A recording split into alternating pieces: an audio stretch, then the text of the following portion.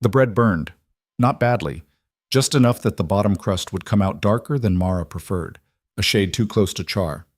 She pulled the pan from the oven anyway, set it on the wooden counter with a dull thunk, and stared at it like it had personally betrayed her. 43 years old, and she still couldn't get through a Thursday without something going wrong. Outside, Crescent Ridge was waking up the way it always did, slowly, grudgingly, like a drunk coming off a 3-day bender. The town wasn't much to look at. A main street of weathered storefronts, a saloon that smelled like piss and regret, a church nobody attended except when someone died, and a scattering of houses that looked like they'd been thrown up in a hurry and then forgotten. The kind of place people pass through on their way to somewhere better, except most folks got stuck here and never quite figured out how to leave. Mara wiped flour from her hands and pushed a strand of brown hair, streaked with gray now, though she pretended not to notice, back from her face. Her bakery sat on the corner of Main and Fletcher, a narrow building with a faded sign that read Vales in letters that used to be red. She'd inherited it from her mother, who'd inherited it from her mother. A whole line of Vale women who'd kneaded dough and smiled at customers and died alone. The bell above the door jangled. "Morning, Mara." She didn't have to look up to know it was Bill Cartwright, the mercantile owner. He came in every morning at 6:15, ordered 2 rolls and a loaf of sourdough, paid exact change, and never once looked her in the eye. "Morning, Bill." She wrapped his order in brown paper, tied it with string. "That'll be 30 cents. He counted out the coins slowly, like he was doing her a favor. "Heard the Johnsons are expecting again. 5th kid. Can you believe it?" Mara could believe it. She could believe a lot of things. "Mary's a good mother," she said, which was true, and also the kind of safe, meaningless thing people said in this town when they didn't want to say what they were really thinking. Bill grunted, tucked the package under his arm. "You take care now." The door jangled shut behind him. Mara counted the coins, dropped them in the till, and went back to kneading dough for the next batch. Her hands moved automatically. Push, fold, turn, push, fold, turn. A rhythm she could do in her sleep and sometimes did. The work was good for that. It kept her busy, kept her from thinking too much about the fact that she'd been standing in this same spot, doing the same thing, for 23 years. The town needed her. That was what people said. "Don't know what we'd do without Mara's bread. She's so reliable." A real blessing to this community. They said it the way you'd praise a good mule. Useful, dependable, utterly unremarkable. She'd stopped waiting for anything different around the time she turned 30. That was the year Tommy Fletcher married Linda Sawyer, 6 months after he'd told Mara she was too serious for him. She'd watched them stand up in that musty church, watched Linda glow in a dress Mara had helped her mother sew, watched Tommy slip a ring on her finger and promise forever to a girl who giggled at his jokes and didn't ask difficult questions. Mara had baked their wedding cake. After that, she'd understood the math. Some women got chosen. Others got thanked for the bread. The morning dragged on. Mrs. Patterson came in for her usual cinnamon rolls and spent 20 minutes complaining about her daughter-in-law. The Delaney boys grabbed sweet buns on their way to the logging camp and left muddy boot prints on her floor. Reverend Michaels stopped by to pick up communion bread and reminded her, again, that Sunday service started at 10 sharp, as if she'd ever been late in her life. By noon, the shop was empty and Mara was exhausted in that specific, soul-deep way that had nothing to do with physical work. She locked the front door, flipped the sign to closed, and climbed the narrow stairs to her apartment above the bakery. 2 rooms, a bed, a table, a chair, a stove, a window that looked out over the back alley where nothing ever happened. She made herself tea, sat at the table, and stared at the wall. This was her life. She'd made peace with it mostly. Some days were harder than others, but she'd learned to manage. She had her routines, her customers, her small corner of usefulness. It wasn't what she dreamed about as a girl, but dreams were for people who had options. The knock came just after 2, sharp, insistent, not the polite tap of a customer who'd forgotten something. Mara frowned, set down her cup, and descended the stairs. Through the front window she could see a man, tall, broad-shouldered, hat pulled low. She didn't recognize him, which was unusual. Crescent Ridge wasn't the kind of place where strangers showed up unannounced. She opened the door halfway. "We're closed." "I know." His voice was rough, like he'd spent years breathing dust. "I'm not here for bread." Up close, she could see he was older than she'd first thought. Maybe late 40s, with a weathered face and eyes that looked like they'd seen things he'd rather forget. He wore a rancher's clothes, all worn denim and faded cotton, and he stood with the kind of stillness that came from spending more time with animals than people. "Then what do you want?" He hesitated, which surprised her. Men like this, hard men, the kind who made their living from the land, didn't usually hesitate. "My name's Cole Hart. I've got a ranch about 10 miles north of here. I'm looking for a place to stay, just for a few days while I sort some business in town." Mara almost laughed. "This is a bakery, Mr. Hart, not a boarding house." "I know that." He shifted his weight, uncomfortable. "Thing is, the boarding house is full up. Some mining outfit came through last week, and I asked around. Folks said you had space upstairs." Of course they did. Folks were always happy to volunteer her space, her time, her bread. Never occurred to anyone to ask first. "I don't rent rooms," she said flatly. "I can pay. 50 cents a day, plus I'll stay out of your way." 50 cents was more than fair. It was generous, actually, but Mara had learned a long time ago that nothing in this town came without strings. "Why not just ride back to your ranch each night?" Something flickered across his face, pain maybe, or in anger. "Because I can't." There was a story there she could tell, something raw and recent, but it wasn't her business, and she didn't want it to become her business. "I'm sorry, Mr. Hart, I can't help you." She started to close the door. "Please." The word stopped her cold, not because it was loud or desperate, because it was quiet, because it sounded like it cost him something to say. She looked at him, really looked, and saw exhaustion carved into every line of his face. Whatever he was running from, or toward, it had ground him down to the bones. 3 days, she heard herself say. 50 cents a day, paid up front. You stay in the back room, you don't make noise after 8, and you don't expect me to cook for you. Relief washed over his features. "Yes, ma'am, thank you." He counted out $1.50 in coins, pressed them into her hand. His fingers were calloused, scarred across the knuckles. Working hands. "Back room's up the stairs, second door on the left," Mara said, already regretting this. "There's a bed and a wash basin, that's it." "That's more than enough." He tipped his hat and headed for the stairs, moving with a slight limp she hadn't noticed before. She watched him go, then closed the door and locked it. What the hell had she just done? Boom! That evening, Mara made stew, more out of habit than hunger, and found herself setting 2 bowls on the table. She stared at the second bowl for a long moment, then grabbed it and knocked on the back room door. "Mr. Hart? I made food, if you want some." The door opened slowly. He'd taken off his hat and coat, and without them he looked both younger and more tired. "You said you weren't going to cook for me." "I didn't cook for you. I made too much, and I'm not letting it go to waste." A small smile tugged at the corner of his mouth. "Well, when you put it that way." They ate in silence at first, sitting across from each other at her small table.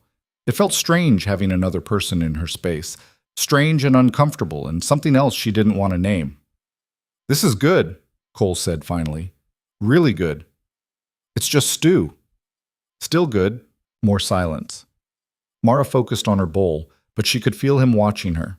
Not in a leering way, she'd learned to recognize that years ago, but with a kind of careful attention that made her nervous. "You live alone?" he asked. "Yes." "Long time?" 23 years. He nodded slowly, like that answered more questions than she'd actually spoken. "Must get lonely." Mara set down her spoon.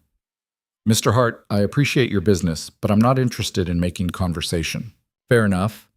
But he didn't look away, and something in his gaze made her chest tighten. "Why are you really here?" The question came out sharper than she intended. "In Crescent Ridge, I mean. A man with a ranch doesn't usually need to stay in town." Cole was quiet for a long time. When he finally spoke, his voice was low and measured. "I had a wife, Clara. She died 3 months ago. Fever." Mara felt the air leave her lungs. "I'm sorry." "Me too." He stared at his bowl. "Thing is, I can't be out there alone right now. The ranch, the house, everything reminds me of her. I needed to be somewhere different, somewhere I could think straight." "And you chose Crescent Ridge, like I chose anywhere that wasn't home." Mara understood that better than she wanted to. The need to escape your own life, even for a little while. the suffocating weight of familiar walls. How long were you married? 22 years. God, half a lifetime. She must have been special. Cole looked up, and for the first time she saw something raw and broken in his eyes. She was my whole world, and now I don't know what the hell I'm supposed to do without her. Mara had no answer for that. She'd never lost someone that way, never had anyone to lose. But she recognized grief when she saw it, recognized the way it hollowed you out and left you walking through the world like a ghost. I should let you rest, she said quietly. Thank you for the stew and for the room. I know I'm probably more trouble than I'm worth. You're no trouble. It was only later, lying in her own bed and staring at the ceiling, that Mara realized she'd meant it. Cole stayed 3 days, then 4, then a week. He didn't ask to extend his time, and Mara didn't ask him to leave. It became an unspoken arrangement.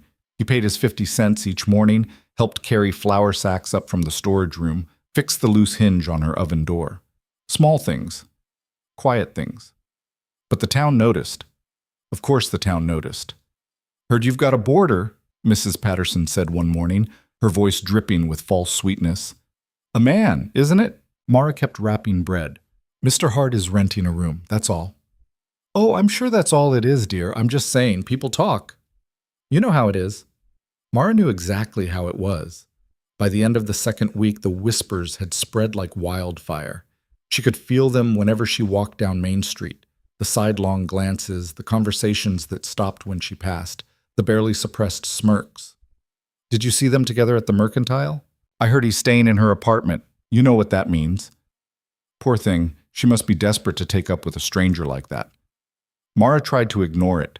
She'd spent her whole life being invisible. She could handle being seen now, even if it meant being gossiped about. But it got under her skin anyway. One evening, she confronted Cole about it. People are talking, she said bluntly. They were sitting at the table again. It had become routine, this shared dinner, and she couldn't hold it in anymore. About us. Cole frowned. What are they saying? What do you think they're saying? A single woman, a widowed man, living under the same roof. They've written the story already. What story? That I'm pathetic, that I'm so desperate for a man that I'd take in any stranger who showed up, that you're taking advantage of me because I'm too stupid to know better. Anger flashed across Cole's face. That's horseshit. Maybe, but it's what they believe. Then they're idiots. Mara laughed bitterly. They're my neighbors, my customers. I have to live with them after you leave. Cole set down his fork, his jaw tight. You want me to go? The question hung in the air between them. Did she? The smart answer was yes. Send him away, let the gossip die down, go back to being invisible and safe.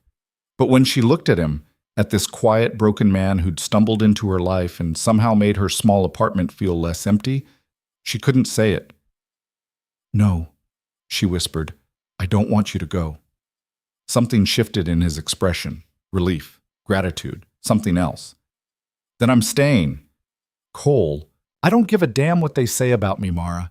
And if you're worried about your reputation, I'll sleep in the barn behind the Mercantile. But I'm not leaving you to face this alone. Why? The word came out desperate, confused. Why do you care? He reached across the table, covered her hand with his. His palm was warm, rough with calluses. Because you're the first person in 3 months who's looked at me like I'm still human. Because you didn't ask me to explain myself or tell you I'll be fine or give me any of that useless comfort people throw at grief. You just gave me a place to be. That means something. Mara stared at their joined hands, her heart hammering against her ribs. I don't know how to do this, she said softly. Do what? Whatever this is.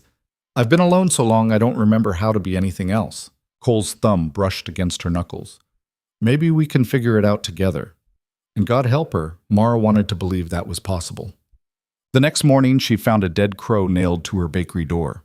She stood there in the pre-dawn darkness, staring at the bird's broken body, and felt something inside her crack. This was the price. This was what happened when you reached for something beyond survival. Cole appeared beside her, still pulling on his coat. He took one look at the door and his face went hard. Who did this? Does it matter? Yes, it matters. He yanked the nail free, tossed the crow into the alley with more force than necessary. When he turned back to her, his eyes were blazing. "This is because of me. This is because people are cruel." Mara's voice was flat, drained. "It's what they do when they see something they don't understand. We should go to the sheriff." "And tell him what? Someone left a dead bird on my door? He'll laugh us out of his office." Cole looked like he wanted to argue, but he knew she was right. In Crescent Ridge, the law only worked for people who mattered. They cleaned the door in silence. Mara opened the bakery at her usual time, served her usual customers, and pretended everything was fine. But everyone knew. Mrs. Patterson didn't even try to hide her satisfaction. "Such a shame what happened to your door.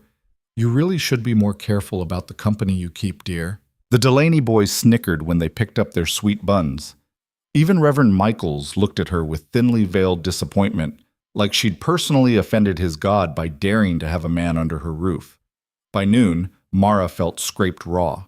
She locked the door early, climbed the stairs, and found Cole sitting at her table with a bottle of whiskey and 2 glasses.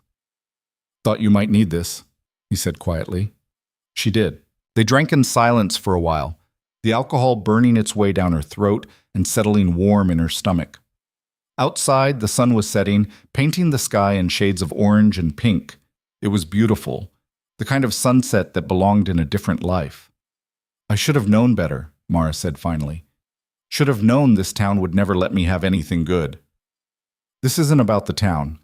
It's about them being afraid." "Afraid of what?" "Of you changing, of you becoming someone they can't control."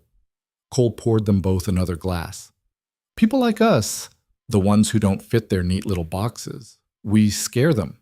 Because if we can be happy, it means they might be wrong about everything else." Mara turned the glass in her hands, watching the amber liquid catch the fading light. "I used to think if I just kept my head down, worked hard, stayed useful, they'd eventually see me, really see me. But they never did. I've been invisible my whole life." "You're not invisible to me." She looked up, met his eyes. "What do you see?" Cole was quiet for a long moment, like he was choosing his words carefully. "I see a woman who's stronger than anyone in this town gives her credit for, who's built a life with her own hands and didn't ask anyone's permission, who's been alone so long she's forgotten what it's like to be seen, but she's still standing here, still fighting. That's what I see." Something broke open in Mara's chest. She'd spent 43 years waiting for someone to look at her the way Cole was looking at her now, like she was real, like she mattered, like she was worth the trouble. "Cole." He stood, crossed the small space between them, and cupped her face in his hands. His touch was gentle, reverent. "Tell me to stop." She couldn't. She'd never been good at asking for what she wanted, but this she needed more than air. "Don't stop." He kissed her. It wasn't gentle. It was desperate and hungry, and full of all the loneliness they'd both been carrying. Mara grabbed his shirt, pulled him closer, and for the first time in her life felt like she was exactly where she was supposed to be. When they finally broke apart, both breathing hard, Cole rested his forehead against hers. "This changes things," he said. "I know." "The town's going to get worse." "I know that too." "And you're still willing." "Yes." She cut him off, fierce and certain. "Yes." Because somewhere between the dead crow and this moment, Mara had made a choice. She could keep living small, keep accepting the scraps of respect this town threw her way, keep being useful and invisible and safe. Or she could fight. For the first time in her life, she chose to fight. The next 2 weeks were hell. The gossip turned vicious. Someone, Mara suspected Mrs. Patterson, started a rumor that she was charging Cole for more than just the room. The word whore got thrown around, whispered behind hands and scrawled on the alley wall behind her bakery. Business dropped, not catastrophically, but enough to notice. People started buying their bread from the general store instead, even though it was stale and tasteless. The Delaney boys stopped coming altogether. But Cole stayed. He started walking her to and from the mercantile when she needed supplies, his presence solid and unmovable beside her. He fixed things around the bakery that had been broken for years. The crooked step, the cracked window, the loose board in the floor.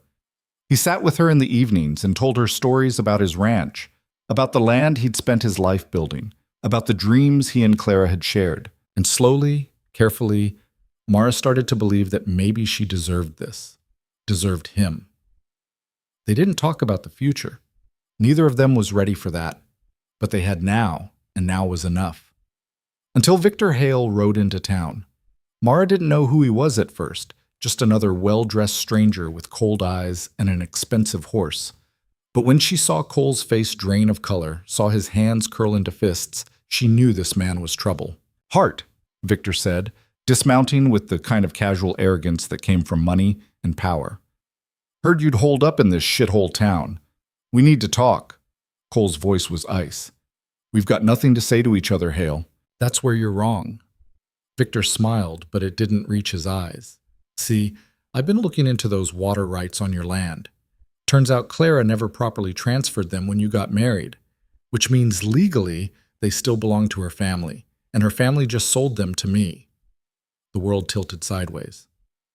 "That's a lie," Cole said, but Mara could hear the fear underneath. "It's the truth. I've got the papers to prove it.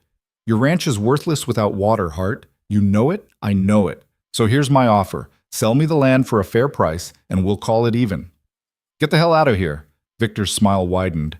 "You've got 2 weeks to think about it. After that, I start cutting off your access, and we'll see how long you last when your cattle start dying of thirst." He remounted, tipped his hat mockingly, and rode off. Cole stood frozen in the middle of the street, his face ashen. Mara grabbed his arm. "Cole, he's going to take everything."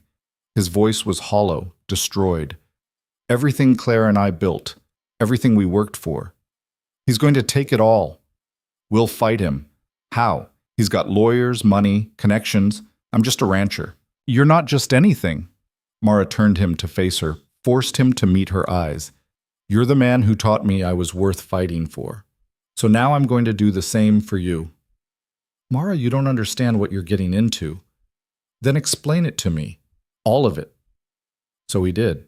He told her about the land, the water rights, the legal maze Claire's family had left behind.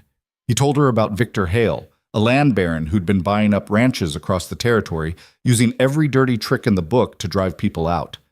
He told her about the other ranchers who'd tried to stand against Hale and lost everything. And when he was done, Mara made a decision. "We're not running," she said, "and we're not fighting alone." "What are you talking about?" She thought about the other ranchers Cole had mentioned, the scattered families trying to hold on to their land, the people who'd been too afraid or too proud to band together. "You said Hale's been doing this to other people. So we find them, we organize, we show him that he can't just roll over us one at a time." Cole stared at her like she'd grown a second head. "Mara, these people don't know you. They won't listen. Then make them listen." She grabbed his hand, squeezed hard. "You know what it's like to have everything taken from you. So do I. Maybe not land, maybe not water, but I know what it's like to be invisible while the world decides your fate. I'm done with that, and if we're going down fighting." For the first time since Victor Hale had ridden into town, something like hope flickered in Cole's eyes. "You're serious?" "Completely." He pulled her close, kissed her hard. "You're either the bravest woman I've ever met or the craziest." "Can't I be both?"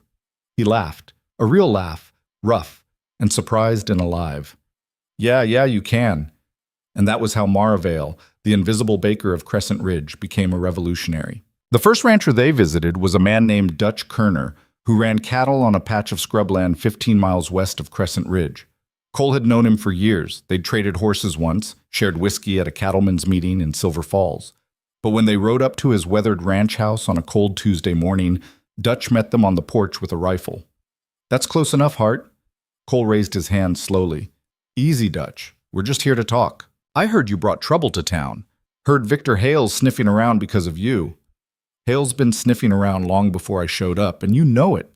How many head did you lose last summer when he dammed up Miller's Creek?" Dutch's jaw tightened. "That was different." "How?" "Because I didn't make it personal. I paid his fee, kept my mouth shut, and he moved on." "He didn't move on," Mara said quietly. She'd insisted on coming, despite Cole's protests that it might be dangerous. Now she stood beside him, unflinching. "He just changed tactics. How much is he charging you now for water you used to get for free?" Dutch's eyes shifted to her, then back to Cole. "Who the hell is this?" "Mara Vale. She's with me." "The baker?" Dutch actually laughed. "You brought a baker to talk ranch business?" I brought someone who knows what it's like to be pushed around by people who think they own the world, Cole said evenly. And she's smarter than both of us combined, so you might want to listen. Mara felt heat crawl up her neck, but she kept her voice steady. Mr. Kerner, how much are you paying Victor Hale? That's my business. It's everyone's business when a man like Hale decides he owns the water. Today it's Cole's land. Yesterday it was yours. Tomorrow it'll be someone else's. He's picking you off one at a time because he knows you won't fight back together. Dutch lowered the rifle slightly, suspicion still carved deep in his face. And what exactly are you suggesting? We're suggesting you stop fighting alone, Cole said. We find everyone Hale's been squeezing and we pool our resources. Lawyers, testimony, whatever it takes to prove he's got no legal claim to those water rights. Lawyers cost money. So does rolling over and dying. The two men stared at each other. Finally, Dutch spat into the dirt and shook his head. You're asking me to bet my ranch on a long shot. I've got a wife and 3 kids depending on this land. Then do it for them, Mara said. What kind of future are you giving them if you teach them to surrender every time someone stronger comes along? Dutch's face darkened. You don't know a damn thing about my family. You're right. I don't. But I know what it's like to spend your whole life being invisible because you're too afraid to make noise. I know what it's like to wake up one day and realize you've got nothing left to lose. She took a step forward. How much more are you willing to give him before you have nothing left? Silence stretched between them, broken only by the wind rattling through the cottonwoods. Dutch looked at Cole. This your woman? She's her own woman, Cole said. But yeah, she's with me. Dutch studied them both for a long moment, then finally lowered the rifle completely. There's a meeting next Thursday at the Miller place. Bunch of us have been talking about Hale, trying to figure out what to do. You want to make your case, you can do it there, but I'm not promising anything. It was more than Mara had expected. She nodded. That's all we're asking. They rode away in silence, the horses picking their way across the rocky terrain. Mara could feel Cole watching her. What? She finally asked. You were good back there. I just said what needed saying. Most people can't do that. Hell, I can barely do that. He shook his head, something like wonder in his voice. You really meant what you said, didn't you, about having nothing left to lose? Mara thought about her bakery, her reputation, the life she'd built in Crescent Ridge.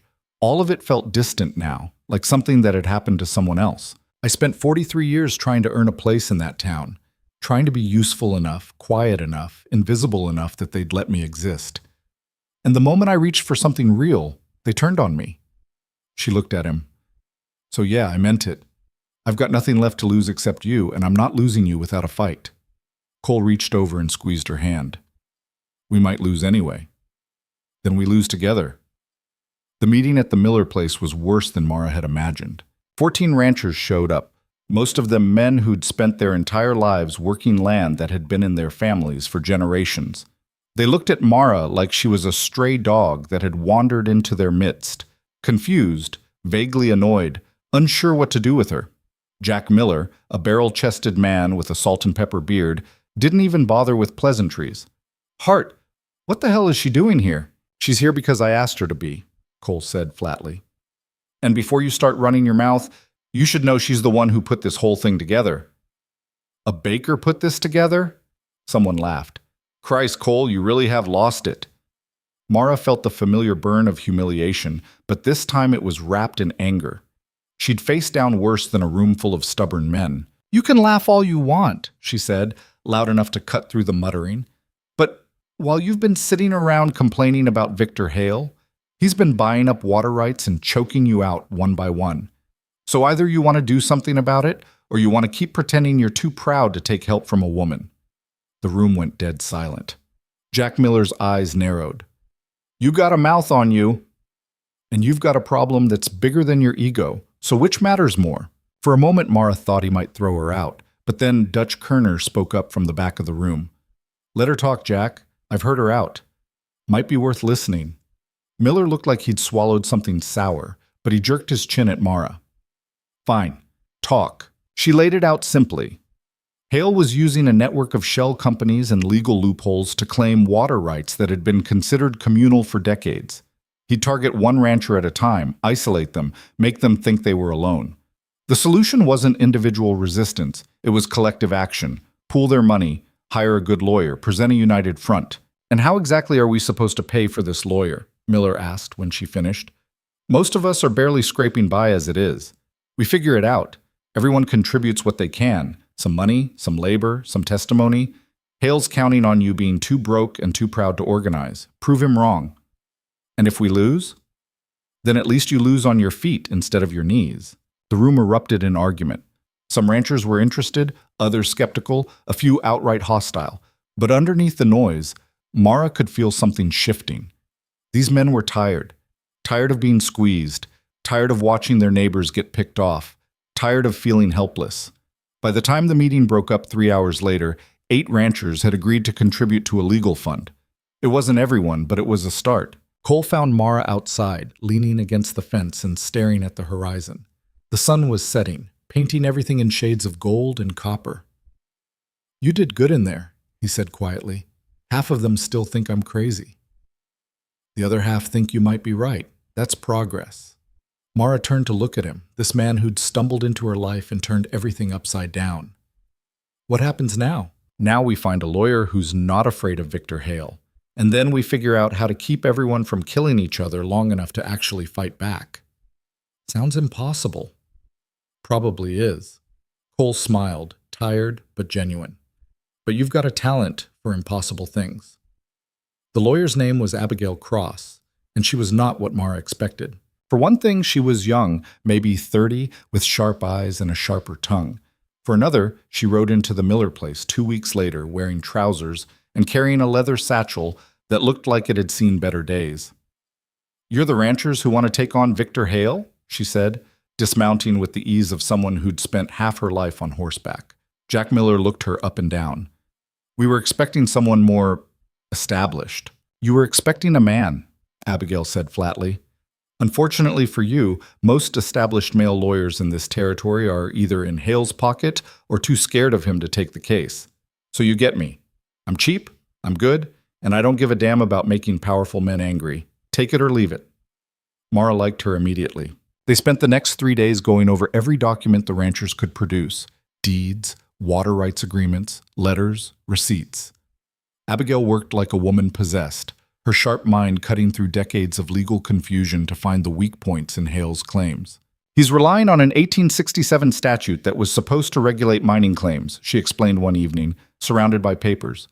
"But he's applying it to water rights in a way that was never intended.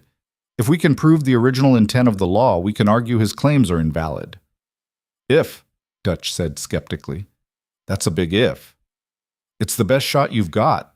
Unless one of you wants to try shooting him, which I do not recommend for legal reasons." "We're not shooting anyone," Cole said firmly. "Pity. It would be faster." But Abigail wasn't joking about the uphill battle. Hale had money, connections, and a team of lawyers who'd been playing these games for years. The ranchers had passion and desperation, which didn't count for much in a courtroom. Still, they pressed forward. Abigail filed motions, gathered testimony, built their case brick by brick. The ranchers took turns watching each other's land, making sure Hale didn't try any dirty tricks while they were distracted. And Mara found herself in the strange position of being the glue holding everything together, mediating disputes, keeping track of who'd contributed what, making sure everyone stayed fed during the long strategy sessions. It was exhausting. It was terrifying. And for the first time in her life, Mara felt like she mattered. Back in Crescent Ridge, things got worse. The town had already decided Mara was scandalous. Now that she was spending her days organizing ranchers instead of baking bread, they decided she was also unreliable.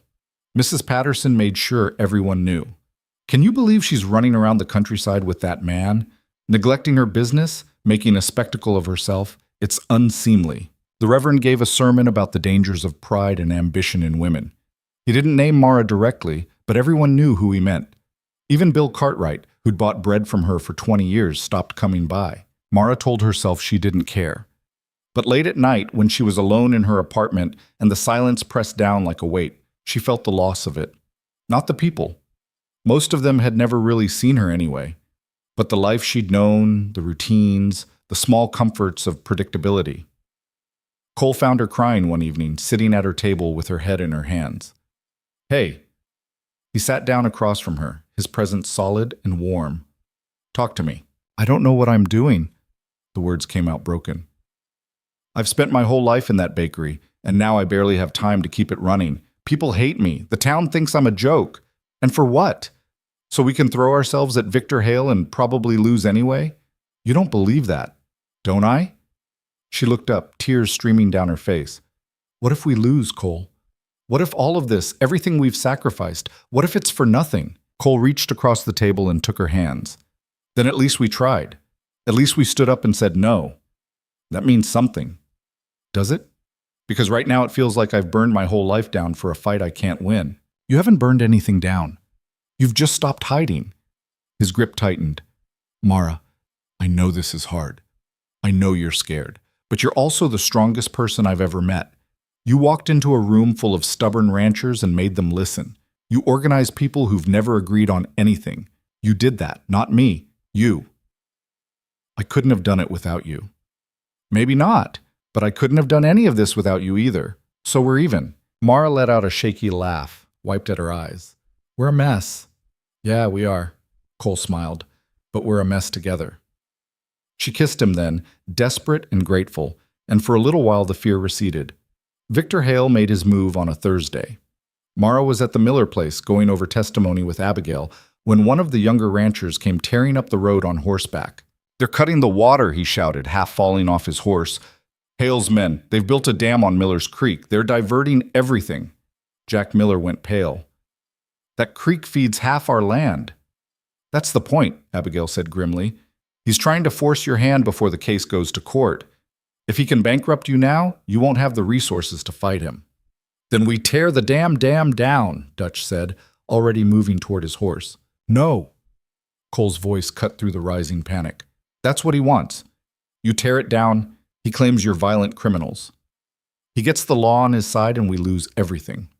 So what, we just let him steal our water? We document it, Abigail said. We get witnesses, take photographs if we can, build a record of his illegal activity, and then we take him to court and bury him. My cattle will be dead by then. The argument exploded, ranchers shouting over each other, fear and anger turning into chaos. Mara watched it spiral, watched months of careful organizing threaten to collapse in minutes. Stop. Her voice was quiet, but something in it cut through the noise. Just stop. Everyone turned to look at her. We're not tearing down the dam, but we're not doing nothing either. She looked at Abigail. What if we get an emergency injunction? Force him to restore the water while the case is pending. That would require a judge to sign off, and most judges in this territory are either corrupt or scared, I know. But there's got to be someone, one honest judge who'd be willing to stand up to Hale. Abigail was quiet for a long moment. There might be. Judge Harmon in Silver Falls. He's old, he's stubborn, and he hates land barons. But getting to him means riding through territory Hale controls. And if his men catch you, then they catch me, Mara said. But I'm going. The hell you are, Cole said immediately. It's too dangerous. It's our only shot. Then I'm going with you. No, you need to stay here and keep everyone from falling apart. They trust you. I don't care. I'm not letting you ride into danger alone. Mara turned to face him fully, saw the fear in his eyes. She understood it. She was terrified too. But fear wasn't a good enough reason to quit. Cole, listen to me. We've come too far to lose now because we're too scared to take a risk. I can do this. I need to do this. Mara, please. She touched his face, gentle. Trust me. He looked like he wanted to argue more, but finally he just pulled her close and held on tight. You come back, he said roughly. You hear me? You come back. I will. She rode out an hour later with Abigail and two of the younger ranchers for protection. The plan was simple. Get to Silver Falls, find Judge Harmon, get the injunction. Simple, but not easy. They made good time the first day, covering nearly 40 miles before stopping to camp, but the second day things got complicated. They were crossing through a narrow canyon when Abigail suddenly pulled up short. Riders, she said quietly. Behind us. Mara turned in her saddle and saw them. 4 men on horseback, maybe half a mile back. Too far to identify, but close enough to be a problem. Hale's men? One of the ranchers asked. Probably, or just bandits who think 4 people traveling alone are easy pickings. Abigail's jaw set. Either way, We need to move." They pushed the horses hard, but whoever was following them was gaining ground. By the time they cleared the canyon, Mara could see the men clearly, hard-faced, well-armed, definitely not friendly. "We're not going to outrun them," Abigail said. "We need to make a stand." They found a defensible position behind a cluster of rocks and dismounted. Mara's hands shook as she checked her rifle. She'd learned to shoot years ago, but she'd never actually aimed at a person. The riders approached slowly, spreading out. Their leader was a lean man with a scar across his cheek. "You folks lost?" he called out. "Just passing through," Abigail called back. No trouble intended." "See, that's funny, because Mr. Hale said anyone riding toward Silver Falls this week is probably looking to cause him trouble, and he pays good money for us to prevent that kind of trouble." "We're not armed for a fight," Abigail lied smoothly. "Just let us pass." "Can't do that, ma'am.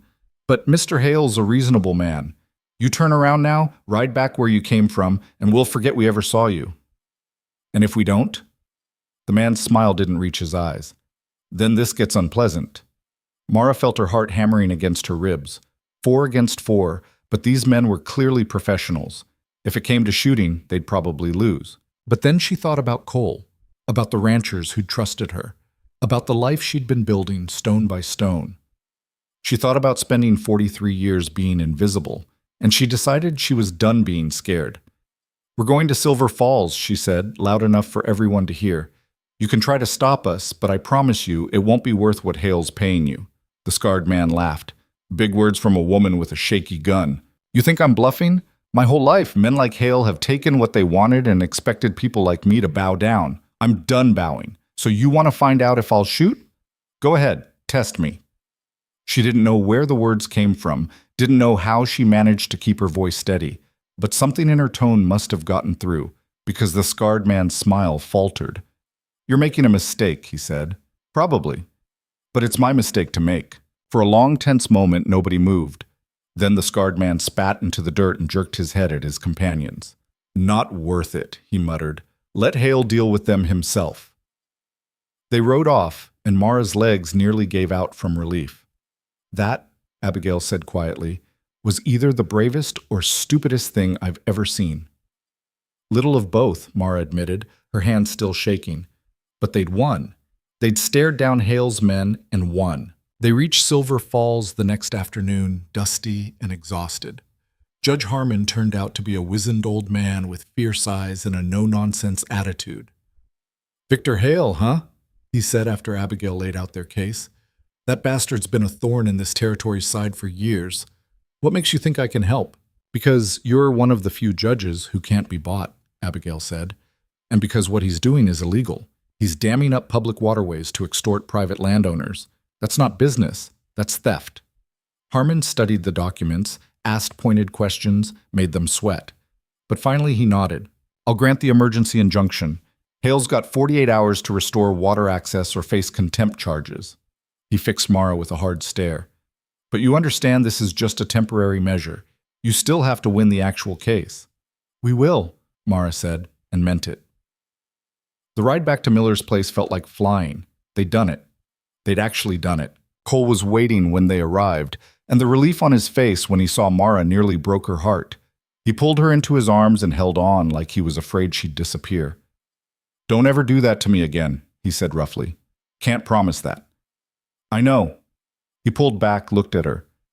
"But for tonight, can we just pretend the world isn't trying to kill us?" "Yeah, we can do that."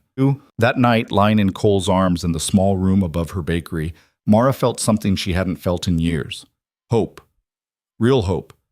Not the desperate kind born from having nothing left to lose, but the kind that came from believing you might actually win. "What are you thinking?" Cole asked, his voice low in the darkness. "That I never expected my life to look like this." "Good different or bad different?" "Terrifying different, but good." She turned to face him. "I spent so long being alone that I forgot what it felt like to have someone. To be part of something bigger than myself." "You're not alone anymore." "I know." She kissed him, soft and slow. "And I'm not letting go." But even as she said it, Mara knew the hardest part was still ahead. Getting the injunction was one thing. Winning the case was another. And Victor Hale wasn't the kind of man who lost gracefully. The war was just beginning. Victor Hale didn't comply with the injunction. Instead, he sent his lawyers to file an appeal, his foremen to intimidate witnesses, and his hired men to make sure everyone understood what defiance would cost them. The dam stayed up. The water stayed cut off, and the ranchers who'd pooled their money and their hope started to fracture under the pressure. Mara saw it happening in real time. Dutch Kerners stopped showing up to meetings. Two of the smaller ranchers sold their land to Hale for pennies on the dollar, too exhausted to keep fighting. Even Jack Miller, who'd been one of their strongest voices, started talking about cutting a deal. "We can't win this," he said one evening, his voice heavy with defeat. They were gathered at his place again, but this time the room felt emptier, colder. "Hale's got the money and the connections. We've got a piece of paper from an old judge that he's just going to ignore." "So we make him stop ignoring it," Abigail said sharply. "We file contempt charges. We bring in federal marshals if we have to." "And how long does that take? Weeks? Months?" "My cattle are dying now, Miss Cross. I can't feed my family on legal theories." The room erupted in bitter agreement.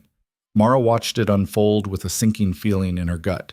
They'd come so far, fought so hard, and now it was all unraveling because Hale had the one thing they didn't: time.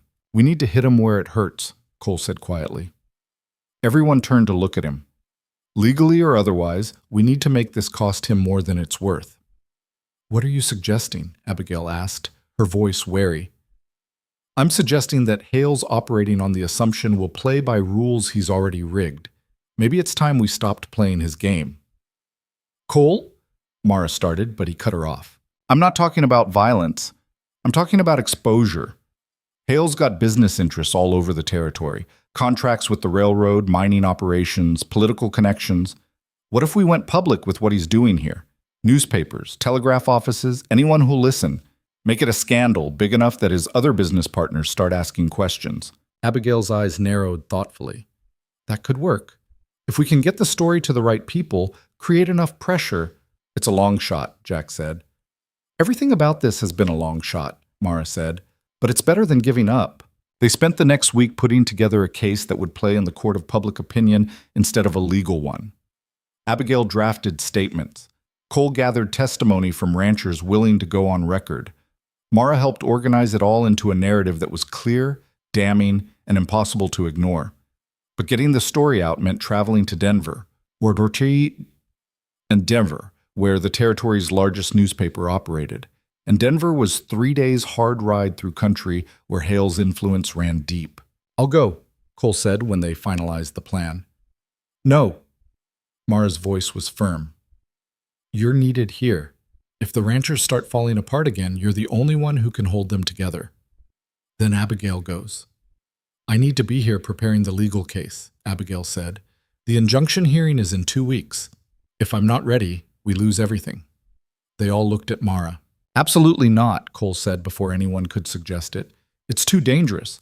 After what happened on the road to Silver Falls." "After Silver Falls, Hale's men know I'm not bluffing," Mara said quietly, "and I'm the only one who can go. You know I'm right." Cole's jaw clenched. "I hate this." "I know. If anything happens to you, it won't." She grabbed his hand, squeezed hard. "I've made it this far, haven't I?" He pulled her close, buried his face in her hair. "You're the most stubborn woman I've ever met. Good thing you like stubborn women." She left before dawn the next morning, the documents tucked safely in her saddlebag. Cole walked her to her horse, his face tight with worry he was trying not to show. "You remember what I taught you?" he asked. "About reading the land, watching for trouble?" "I remember." "And you've got the rifle loaded, extra ammunition. Cole?" She touched his face, made him look at her. "I'll be fine." "You don't know that." "No, but I know that if I don't do this, we lose. And I'm not ready to lose." He kissed her then, hard and desperate, like he was trying to memorize the shape of her mouth. When they finally broke apart, his eyes were bright. "Come back to me. Always." The ride to Denver was long and lonely.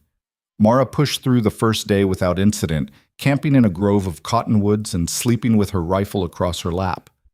The second day brought rain, cold, relentless sheets of it that soaked through her coat and turned the trail to mud. By the time she found shelter in an abandoned line shack, she was shivering so hard her teeth rattled. She built a fire, dried her clothes as best she could, and tried not to think about how far she was from anyone who gave a damn whether she lived or died.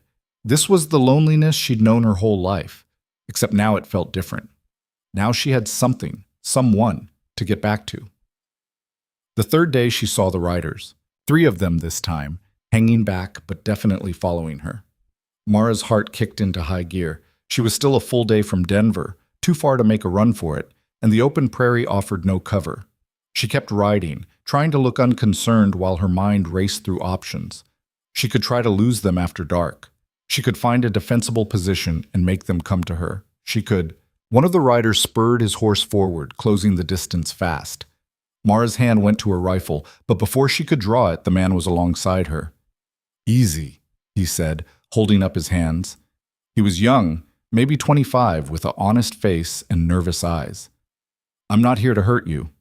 "Then why are you following me?" "Because Hale's got men watching all the roads out of the valley. They've got orders to stop anyone heading to Denver with documents." He glanced over his shoulder at his companions.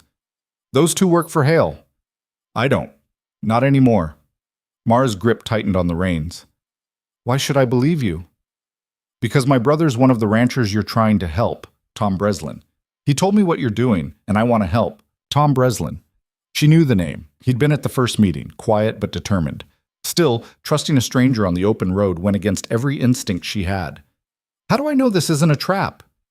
The young man, Breslin's brother, if he was telling the truth, looked her dead in the eye. "You don't, but those 2 men back there are going to stop you before you reach Denver. I can create a distraction, give you a chance to slip away. After that, you're on your own." "What's in it for you?" "My brother's ranch is all he's got. If Hale takes it, Tom's got nothing. I'd rather risk my neck helping you than watch my brother lose everything." It was a gamble, but Mara had been gambling since the day she let Cole Hart into her life. "All right, what do I need to do?" The plan was simple and risky. Breslin would lead the other 2 men on a false trail north, claiming he'd spotted Mara heading toward the mining camps. While they were distracted, she'd cut south and circle around toward Denver on a longer but less watched route. "It'll add half a day to your ride," Breslin warned, "but it's better than getting caught." "Half a day I can manage." He gave her detailed directions, landmarks to watch for, places to avoid. Then he tipped his hat and rode back to his companions, playing the part of a loyal employee perfectly. Mara waited until they disappeared over a ridge, then turned her horse south and ran. She rode until her horse was lathered and heaving, until her own legs ached from gripping the saddle. Only when she'd put miles between herself and the main road did she slow down, following Breslin's directions through a maze of ravines and creek beds that kept her hidden from casual observation. By nightfall, she was exhausted and lost. The landmarks Breslin had described didn't match what she was seeing, and the darkness made everything look different. She made camp in a hollow between 2 hills, too tired to care about comfort or safety, and fell into a sleep haunted by dreams of failure. She woke to the sound of voices. Mara's eyes snapped open. Dawn was just breaking, the sky turning from black to gray. She reached for her rifle slowly, quietly, and peered over the edge of the hollow. 2 men stood by a small fire maybe 50 yards away, their horses tied to a scrubby juniper. They were dressed like ranch hands, but something about the way they moved, alert, watchful, screamed hired muscle. "Should have caught her by now," one was saying. "Breslin swore she went north." "Breslin's an idiot. My money says she's taking the long way around, trying to avoid the main roads. So we're just going to sit here? We're going to cover this route because if she's smart, and they say she is, this is the way she'll come." Mara's blood ran cold. They were waiting for her. Breslin's distraction had bought her time, but not enough. She backed away from the edge carefully, her mind racing. She couldn't go forward. They'd spot her. She couldn't go back. That would add days to her journey. Her only option was to wait them out or find another way around. She chose to wait. Hours crawled by. The men made coffee, ate a cold breakfast, checked their weapons. They talked about nothing important. A card game in town, a woman one of them was chasing, the weather. Ordinary men doing an ugly job for money. Mara's legs cramped. Her back ached. But she didn't move. Finally, around noon, one of the men stood and stretched. "This is stupid. She's not coming this way. Give it another hour. We've been here since yesterday. If she was coming, she'd be here by now.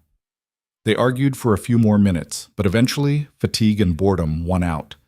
They saddled their horses and rode west, leaving Mara alone with her hammering heart and shaking hands. She waited another 30 minutes to be sure, then mounted up and continued south. Denver rose out of the plains like a promise. Mara had never been to a real city before. Crescent Ridge and its scattered neighbors were the extent of her world, and the sheer size of it overwhelmed her. Buildings 3 and 4 stories tall, streets crowded with wagons and pedestrians, noise and movement everywhere. She found the offices of the Denver Tribune in a brick building on Larimer Street. The editor, a harried-looking man named Samuel Chase, barely glanced up when she walked in. "If you're here to place an advertisement, rates are posted on the wall." "I'm here with a story," Mara said, "about Victor Hale."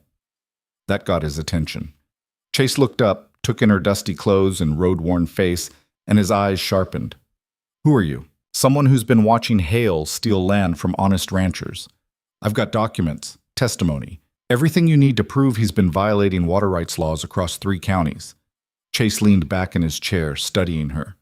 "And why would you bring this to me instead of the law?" "Because the law moves too slow and Hale's got enough lawyers to tie up the courts for years. But a story in your paper? That moves fast. And if enough people read it, Hale's business partners might start asking questions he can't answer." A slow smile spread across Chase's face. "I like the way you think. Let me see what you've got." They spent the next 3 hours going over everything. Chase asked hard questions, poked holes in weak spots, demanded proof for every claim. But by the end, he was convinced. "This is good," he said, shuffling through the documents. "Really good. Hale's been operating with impunity for years, but this could actually hurt him." "How soon can you run it?" "Tomorrow's edition. Front page." Relief flooded through Mara so strongly she had to sit down. They'd done it. They'd actually done it. "There's one more thing," Chase said carefully. "If I run this story, Hale's going to come after you. Hard. You understand that?" "I understand." "And you're willing to risk it anyway?" Mara thought about Cole, about the ranchers who'd trusted her, about the life she'd been building, stone by stone. She thought about 43 years of being invisible, and how she'd never be invisible again. "Yes," she said, "I'm willing." The ride back to Crescent Ridge should have felt triumphant. Instead, Mara felt the weight of what she'd set in motion settling over her like a shroud. By the time the story ran, there'd be no going back, no more quiet life, no more anonymity. She'd painted a target on her back, and Hale wasn't the forgiving type. But when she crested the final hill and saw the lights of town twinkling in the valley below, her fear gave way to something else. Determination, purpose, the bone-deep certainty that she was exactly where she was supposed to be. Cole was waiting at her bakery, pacing the floor like a caged animal. When she walked through the door, he crossed the room in 3 strides and pulled her into his arms. "I thought," his voice broke, "I thought you weren't coming back. I told you I would." "I know, but knowing and believing are different things." She held him tight, breathing in the familiar smell of him, leather and wood smoke and home. "I'm here, and Chase is running the story tomorrow." Cole pulled back, searched her face. "Then it's really happening. It's really happening." They didn't sleep that night. Instead, they lay tangled together in Mara's small bed, talking about everything and nothing. Cole told her about the ranch he and Clara had built, the dreams they'd shared, the plans that had died with her.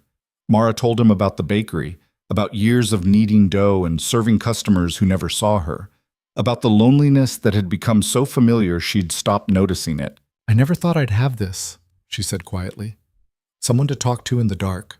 Someone who knows all the broken parts and stays anyway. Your parts aren't broken, they're just sharp in places." "Same thing." "Not even close." Cole kissed her forehead. "You're the strongest person I know, Mara. Don't you see that? I see a woman who's terrified most of the time and just too stubborn to quit. That's what strength is, being scared and doing it anyway." The story broke like a thunderclap. By noon the next day, copies of the Denver Tribune had made their way to Crescent Ridge and every other town in the territory. The headline screamed across the front page, "Land Baron Victor Hale accused of systematic water theft." Below it, Samuel Chase had laid out the entire case in brutal detail. The forged documents, the intimidation tactics, the legal manipulation. He'd named names, cited specific incidents, and made it impossible for anyone to claim ignorance. The reaction was immediate and explosive. Hale's business partners started asking questions. The territorial governor, who'd been conveniently ignoring complaints about Hale for years, suddenly found himself under pressure to investigate. Other ranchers who'd been too scared to speak up started coming forward with their own stories. And Victor Hale, predictably, lost his mind. The first sign came 3 days after the story ran.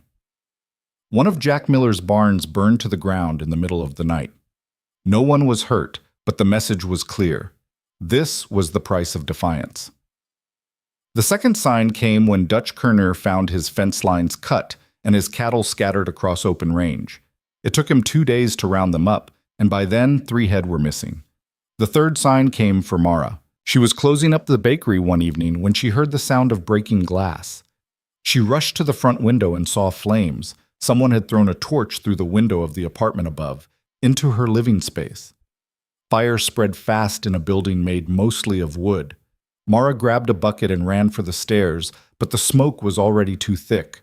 She stumbled back, choking, her eyes streaming. "Mara!" Cole's voice shouting from outside. He appeared through the smoke like a ghost, grabbed her arm, and dragged her toward the door. They burst out onto the street just as the ceiling collapsed. Mara watched her bakery, her mother's bakery, her grandmother's bakery, go up in flames, and felt something inside her turn to ice. A crowd had gathered, but no one was helping.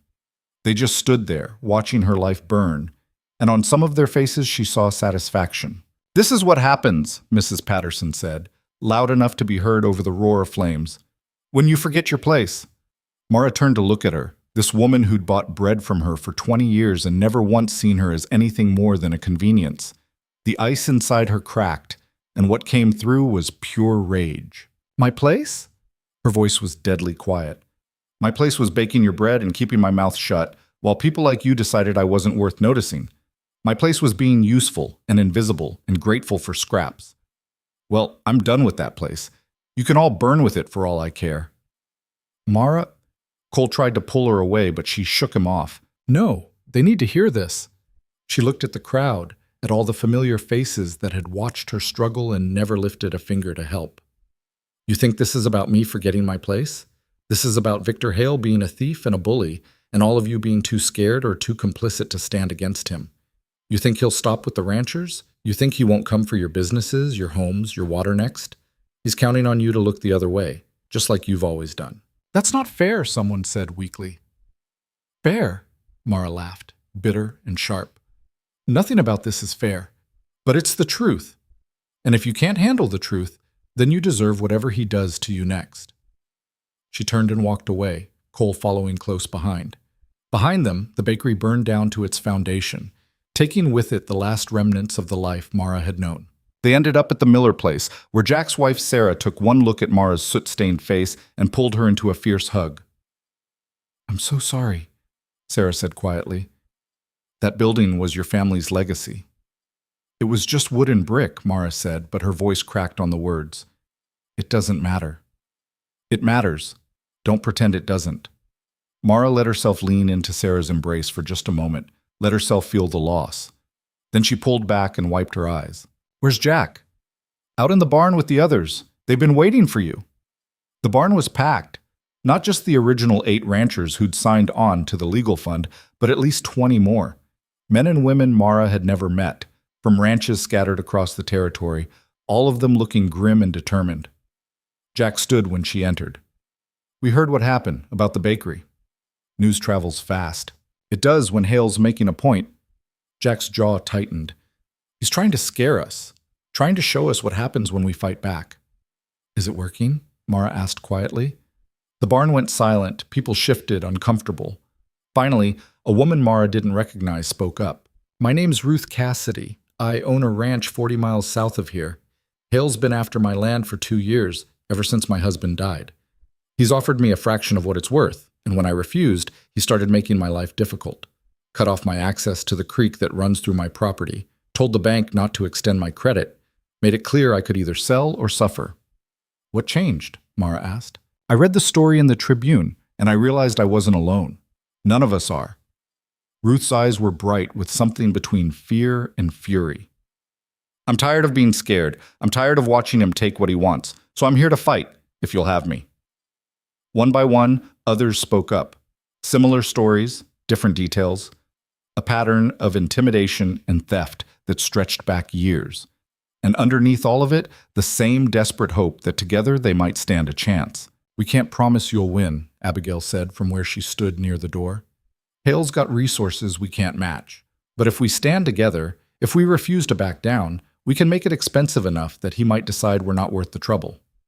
And if he doesn't, someone asked, if he comes at us with everything he's got? Mara thought about her bakery, reduced to ash and rubble. She thought about Cole's ranch, the land he'd built with his late wife. She thought about all these people who'd found the courage to show up despite knowing the cost.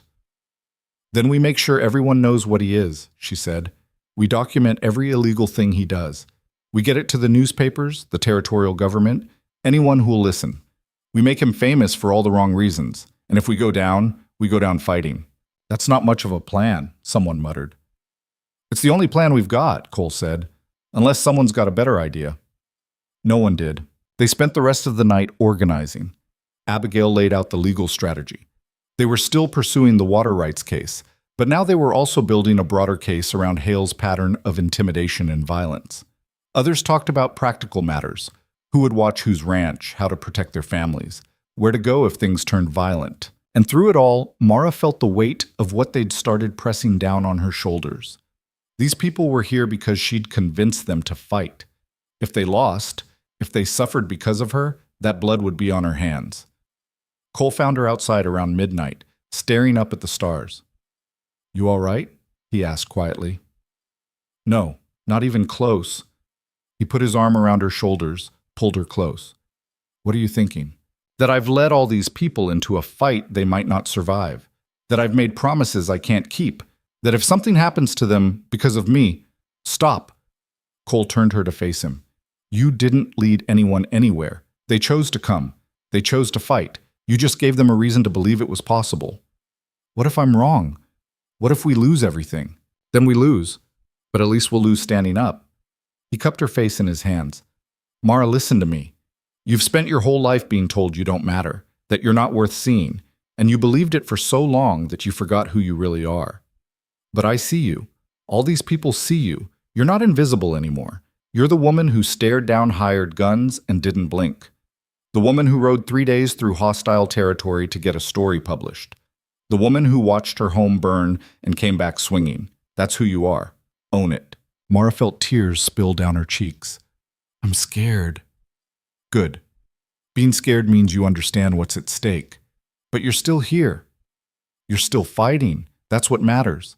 She kissed him then, desperate and grateful, pouring everything she couldn't say into the contact. When they finally broke apart, she rested her forehead against his. "What happens now?" "Now we wait for Hale's next move, and we make sure we're ready when it comes." Hale's next move came 5 days later, and it was worse than any of them had imagined. Word reached the Miller place just after dawn. A rider came tearing up the road, his horse lathered and wild-eyed. Mara was helping Sarah prepare breakfast for the dozen ranchers who'd taken to sleeping in shifts at the property when she heard the commotion outside. "They're coming!" the rider gasped, half falling from his saddle. "Hale's men, maybe 50 of them, armed and heading this way. They hit the Cassidy place an hour ago." Mara's blood turned to ice. "Ruth?" "She's alive, got her kids out before they torched the house. But everything else—" He shook his head. "It's gone. And they're not stopping. They said they're going ranch to ranch until everyone understands the price of standing against Hale." The barn erupted in chaos. Men shouting, grabbing weapons, their faces tight with fear and fury. Cole was already moving, barking orders, trying to impose some kind of organization on the panic. "We need to get the women and children somewhere safe," Jack said. "Sarah, take them to town." "Town won't help us," Sarah cut him off, her voice hard. "Half those people would hand us over to Hale themselves if it meant protecting their own skins." "Then where?" "The old mining camp," Abigail said. Everyone turned to look at her. 10 miles north, up in the hills. It's been abandoned for years, but the buildings are still standing.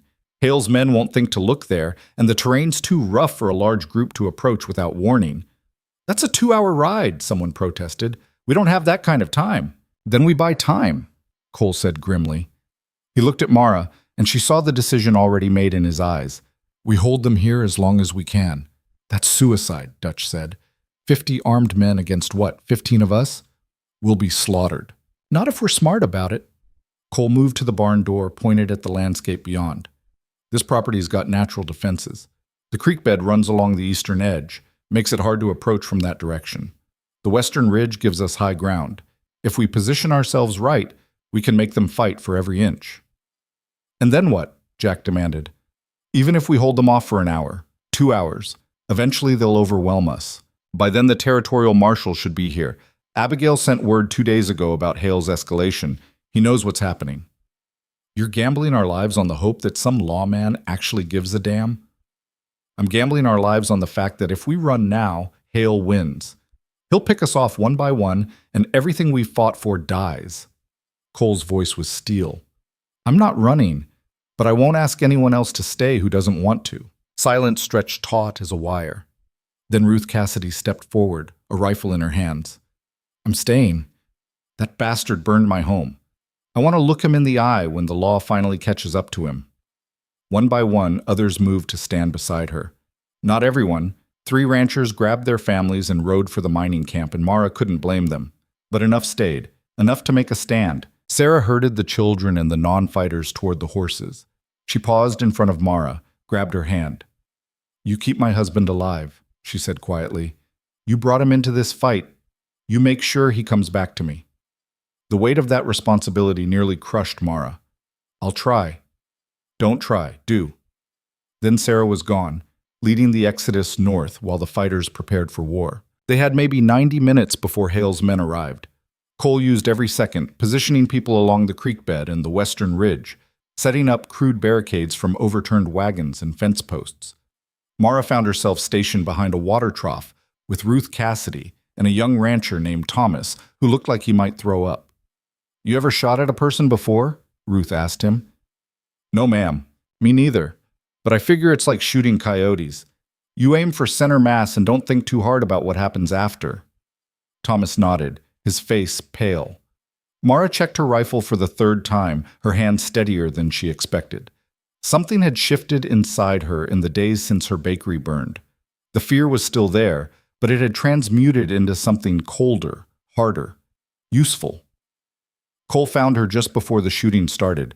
He crouched beside her, his face grim. When this gets bad, and it will get bad, you run. You understand me? You don't try to be a hero, you just run. I'm not leaving you. Mara, I'm not leaving, she repeated, fierce. You don't get to protect me by sending me away. We're in this together, remember? He looked like he wanted to argue, but then the sound of hoofbeats reached them, distant but growing closer. Cole kissed her hard, quick, and then he was moving back to his position. Here they come, Dutch called from the ridge. Sweet mercy, there's a lot of them. Mara peered over the water trough and felt her stomach drop. Dutch hadn't been exaggerating. At least 50 men on horseback, spread out in a loose formation, riding toward the ranch with the casual confidence of people who knew they had overwhelming force on their side. At the front rode Victor Hale himself. He was older than Mara had expected, maybe 60, with silver hair and a face that probably looked distinguished in boardrooms, but here just looked cruel. He raised a hand and the riders stopped, maybe 200 yards out. Hart! His voice carried across the open ground. I know you're in there. Come out and let's talk like reasonable men. Go to hell, Hale, Cole shouted back. Hale sighed like Cole was being unreasonable.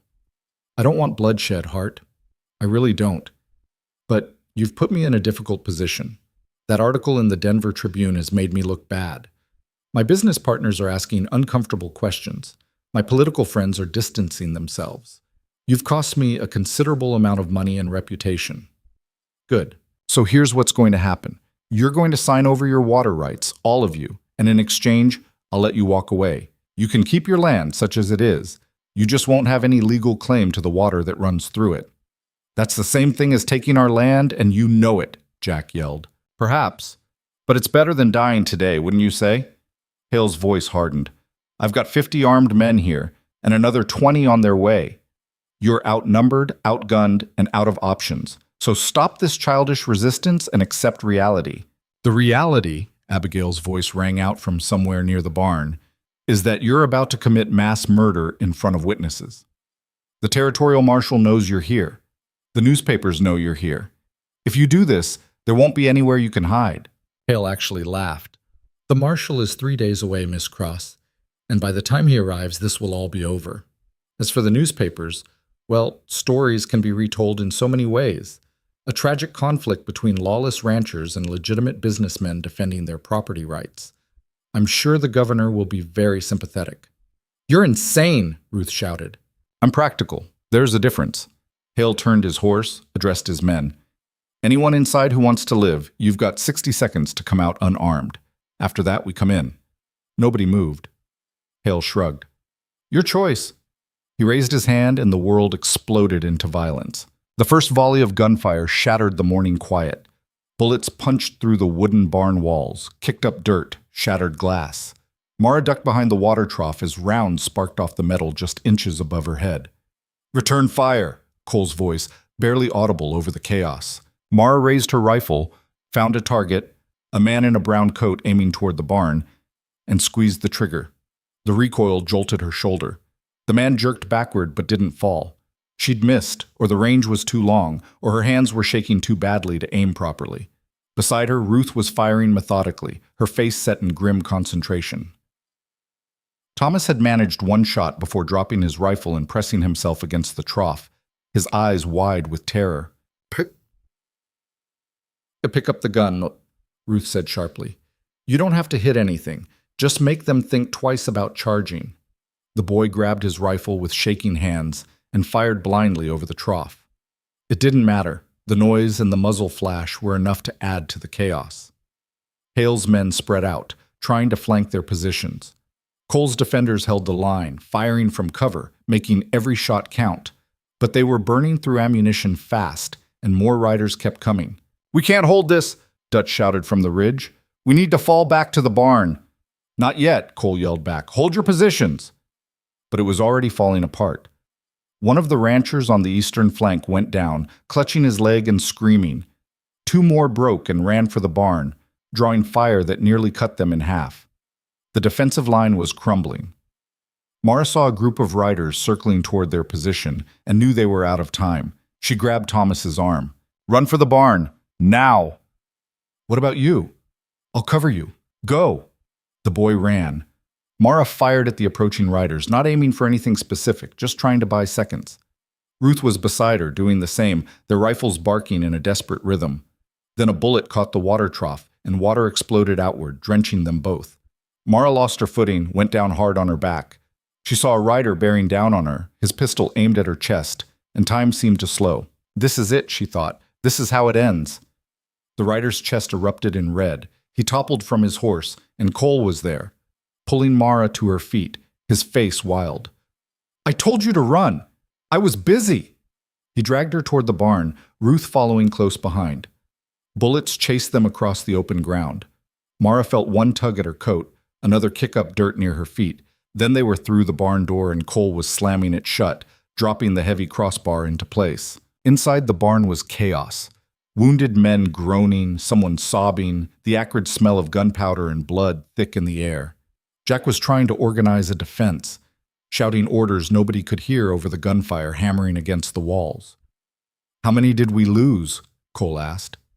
3 dead, 5 wounded, too bad to fight," Dutch said, his voice hollow. "And we're almost out of ammunition. How much time do you think we bought?" "Maybe an hour. Maybe less." Dutch looked at Cole with something like apology in his eyes. "I'm sorry, Hart. We gave it our best shot." Cole didn't answer. He moved to a gap in the wall, peered out at the surrounding forces. Mara joined him, saw what he saw. Hale's men regrouping, preparing for a final assault. They had time, numbers, and ammunition on their side. All the defenders had was stubbornness and the fading hope that help might arrive. "We could surrender," someone said weakly. "Tell Hale we'll sign whatever he wants." "He's not going to let us surrender," Abigail said from where she sat bandaging a wounded rancher. "He can't afford witnesses after this. We fight or we die, and maybe both." The barn fell silent except for the groans of the wounded. Mara looked at the faces around her, good people, brave people, who'd trusted her when she said they could win. And now they were going to die because she'd been wrong. Cole's hand found hers, squeezed. "Don't," he said quietly, reading her thoughts. "Don't do that to yourself. They're here because of me. They're here because of Hale. Because men like him think they can take whatever they want and nobody will stop them." He turned her to face him. "You gave these people a choice. You gave them a chance to stand up. That's not nothing. It's not enough. Maybe not, but it's something." Outside, Hale's voice carried across the yard. "This is your last chance, Hart. Send out the woman, the baker, and I'll let the rest of you live." Mara's blood ran cold. Every head in the barn turned to look at her. "He wants you specifically," Abigail said slowly. "Why?" "Because I'm the one who went to the newspaper," Mara said. "I'm the one who made this public. He needs to make an example, and I'm it." "Then we definitely don't send you out," Cole said flatly. "Maybe we should." The words tasted like ash. "Maybe if I go, the rest of you—" "No." Cole grabbed her shoulders. "You think Hale keeps his word? The second you walk out there, he kills you, and then he kills the rest of us anyway because we're witnesses." "He's right," Ruth said. "Hale's not offering a deal. He's offering you a chance to die first." Mara wanted to believe them, but the weight of all those watching eyes, all those people who'd followed her into this disaster, pressed down like a physical thing. "What do we do?" Thomas asked, his voice cracking. "Just wait here to die?" Nobody had an answer. Then, faint and distant, someone heard it. A sound that didn't belong, rhythmic, growing louder. Hoofbeats, a lot of them. "More of his men," Dutch said bitterly. "Come to finish the job." But Cole was at the wall again, squinting through the gap. "No, look at the dust cloud. They're coming from the north, not the south. That's not reinforcements." "Then who?" The riders crested the northern ridge in a thunder of hooves and dust. At least 30 of them, maybe more, and at their head rode a man wearing a silver star pinned to his chest. "The marshal," Abigail breathed. "He actually came." The barn erupted in desperate, disbelieving cheers. Outside, Hale's men had seen the riders too, and their confident formation was fracturing into confusion. Some turned their horses to face the new threat. Others looked to Hale for orders. The marshal rode straight into the middle of the chaos, his voice carrying with the authority of law. "This is Marshal Thomas Garrett, Territorial Authority. Every man here lays down his weapons now or faces federal charges." "Marshal," Hale called out, his voice smooth despite everything. "Thank goodness you're here. These ranchers have been firing on my men. We were defending ourselves. Save it, Hale. I've got sworn testimony from 20 ranchers about your illegal water claims, documentation of arson and intimidation, and about a dozen witnesses who just watched you assault a fortified position with an armed mob." Garrett's eyes were hard as flint. "You're under arrest. Your men can ride away now or join you in chains. Their choice." For a long, tense moment, nobody moved. Then Hale's men started lowering their weapons, their loyalty bought with money evaporating in the face of actual consequences. One by one, they turned their horses and rode away, leaving Hale sitting alone in the middle of the yard. "This isn't over," Hale said, his voice tight with fury. "I have lawyers. I have friends in high places. You can't—" "Actually, I can," Garrett said. He nodded to 2 of his deputies who rode forward and yanked Hale from his horse. "You're done, Hale. The territorial governor got your little newspaper story too, and he's not happy. Something about federal land grants and water rights fraud. He asked me to bring you in personally." They clapped irons on Hale's wrists. The man who'd terrorized the territory for years, who'd seemed untouchable and all-powerful, suddenly looked small and old and beaten. Inside the barn, the defenders started to emerge, blinking in the sunlight like people waking from a nightmare. Mara stepped out on shaking legs, couldn't quite believe they were still alive. Cole was beside her, his arm around her waist, holding her up.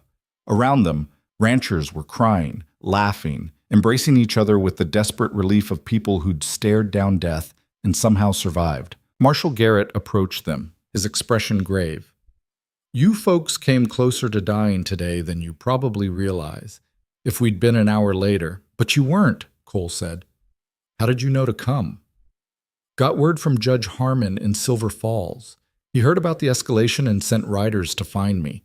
Said there was a group of ranchers making a stand against Victor Hale, and they were going to need help."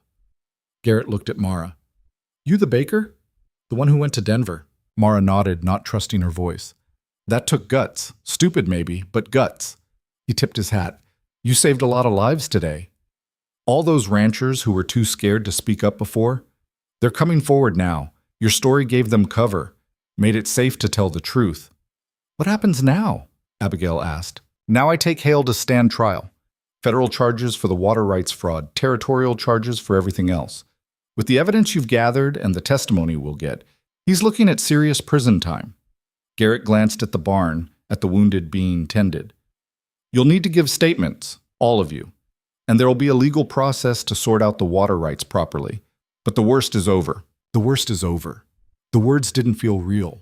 Mara had spent so long bracing for the next attack, the next crisis, that she didn't know how to exist without that constant tension. Cole seemed to sense it. He pulled her close, pressed his face into her hair. It's done, he murmured. We did it. People died. I know, but a lot more lived. That counts for something. Mara looked around at the survivors. Jack reuniting with Sarah, who'd ridden back when she heard the shooting stop. Ruth crying over her rifle. Dutch standing shell-shocked beside the barn. They'd paid a terrible price, but they'd won. Against all odds, against overwhelming force, they'd actually won. The realization hit her like a physical blow, and suddenly she was crying, great shaking sobs that she couldn't control. Cole held her through it, his own tears soaking into her hair, and around them the other defenders wept too. For the dead, for the wounded, for the sheer impossible fact that they were still standing. It took hours to sort through everything. The marshal's deputies took statements, documented the damage, helped move the wounded to wagons for transport to the nearest doctor. Bodies were collected, 3 of theirs, 7 of Hale's men who hadn't fled fast enough. The mathematics of violence, cold and final. By the time the sun started to set, Mara was so exhausted she could barely stand. Cole found her sitting against the barn wall, staring at nothing. We should get you somewhere safe, he said gently. Sarah's offered us a room in their house. I don't have a house anymore, Mara said, the words coming out flat. The bakery's gone. Everything I owned was in that building. Then we'll build a new one. Where? In Crescent Ridge after everything that's happened? She shook her head. That town made it clear they don't want me. Cole sat down beside her, took her hand. Then we don't go back. Come to the ranch with me. We'll fix it up, make it work. Together. Mara looked at him, this man who'd stumbled into her life and changed everything. You're sure? After Clara's gone, and I'll always love her, but she's not coming back. His grip tightened. But you're here, and I don't want to go through life without you. It wasn't a proposal exactly, but it was close enough. What about the bakery? That was my family's legacy. Legacies don't have to be buildings. They can be what you do, who you become. You changed this territory, Mara. You stood up to a man nobody else would touch, and you brought him down. That's a legacy that matters. She wanted to believe him, wanted to let go of the life she'd known and reach for this new, terrifying possibility. But doubt gnawed at her. What if I can't do it? What if I'm only brave when I'm angry, and once things settle down, I just go back to being bish? You were never what you thought you were, Cole interrupted. Even before all this, you were strong. You just didn't have a reason to show it. And now? Now you've got 100 reasons. These people look up to you. They followed you into hell and came out the other side. That doesn't just disappear. Mara thought about the ranchers who'd stood beside her, the ones who'd bled and died and survived. She thought about Ruth Cassidy, who'd lost her home but kept fighting, about Jack Miller, who'd risked everything for his neighbors, about all the people who'd found courage because she'd shown them it was possible. Maybe Cole was right. Maybe legacies weren't about buildings or bread or being useful to people who never saw you. Maybe they were about the moments you chose to stand when staying down would have been easier. All right, she said quietly. Let's go to your ranch. Cole's smile was like sunrise. Yeah? Yeah. She leaned against him, felt his solid warmth. But I'm going to need help. I don't know the first thing about ranching. Lucky for you, I'm an excellent teacher. They sat there as the stars came out, watching the last of the marshal's men finish their work. Around them, the other ranchers were beginning to pack up, preparing for the long ride home to assess the damage and start rebuilding. It would take time. The water rights case still had to be settled legally. The ranches that had been damaged needed repairs. The families who'd lost members needed to grieve. Nothing about this was finished, not really. But they'd broken Hale's grip on the territory. They'd proven that ordinary people could stand against power and win if they stood together. And for Mara, who'd spent her life being invisible, that was everything. The next morning, they said their goodbyes. Jack promised to send word when the legal proceedings started.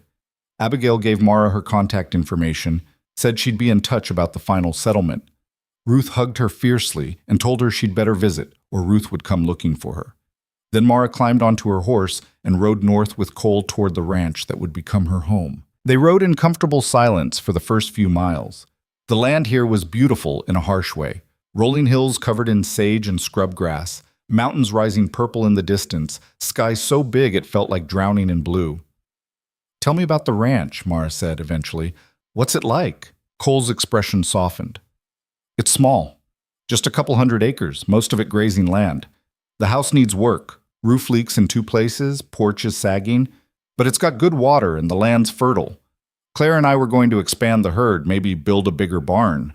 He paused. "I haven't been back since she died. I don't know what kind of shape it's in. We'll figure it out." They rode on. The sun climbed higher, burning off the morning chill.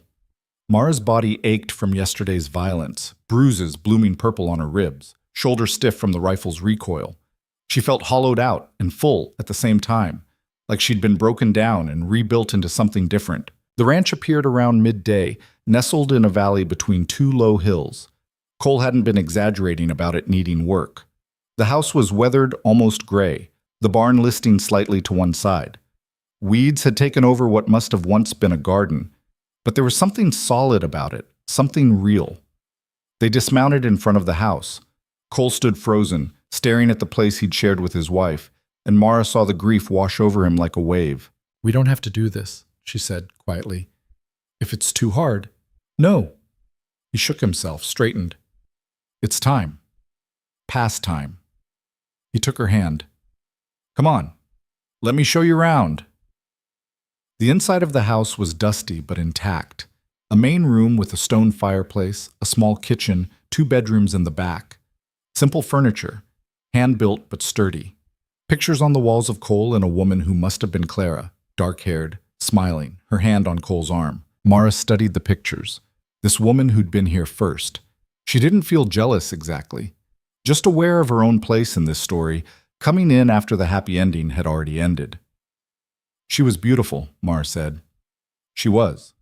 Cole stood beside her, looking at the picture with something like peace. "But she's not here anymore. And you are." He turned to Mara. "I'm not trying to replace her. What we had was its own thing. What we have is different, but it's real. Tell me you know that." "I know that." He kissed her then, soft and sure, and Mara felt something settle inside her. This was where she belonged. Not because it was perfect or easy, but because it was chosen. Because after 43 years of accepting whatever life handed her, she'd finally reached out and taken something for herself. They spent the rest of the day cleaning, assessing what needed fixing. The list was long. New shingles for the roof, repairs to the porch, the barn door needed to be rehung, fences mended, work enough to fill months. But as the sun set and they sat on the sagging porch eating cold bread and cheese from Cole's saddlebag, Mara felt something she hadn't felt in years. Hope. Not the desperate kind born from having nothing to lose, but the solid kind that came from building something real. "What are you smiling about?" Cole asked. "Just thinking. A month ago I was baking bread in Crescent Ridge, invisible and alone. Now I'm sitting on a broken porch in the middle of nowhere, covered in bruises, with no money and no plan. And I've never been happier." Cole laughed, pulled her close. "You're crazy." "Probably. But so are you for taking up with me. Best decision I ever made." They sat there as the stars came out, the same stars that had witnessed everything, the fear, the violence, the desperate stand. But now those stars looked different. They looked like promise. Mara didn't know what the future held. There would be hard days ahead, legal battles to finish, a ranch to rebuild, a life to figure out from scratch. But for the first time, she wasn't facing those challenges alone. She had Cole. She had the respect of people who'd fought beside her. She had proof that she was more than useful, more than invisible. She had herself, finally. The version of Mara Vale who'd stopped apologizing for existing and started living out loud. And that was worth everything. The trial took 3 months to organize, and in that time, Mara learned what it meant to build a life from nothing. The ranch work was brutal. She'd spent her life kneading dough and hauling flour sacks, but that hadn't prepared her for mending miles of fence line in the scorching sun, or learning to rope cattle that had no interest in being roped, or fixing a water pump that kept breaking at the worst possible times. Her hands, already calloused from years of baking, developed new layers of toughness. Her back ached in places she didn't know could ache. But she kept at it. Cole was patient, teaching her the rhythms of ranch life. When to move the herd, how to read the weather, which pastures to rotate.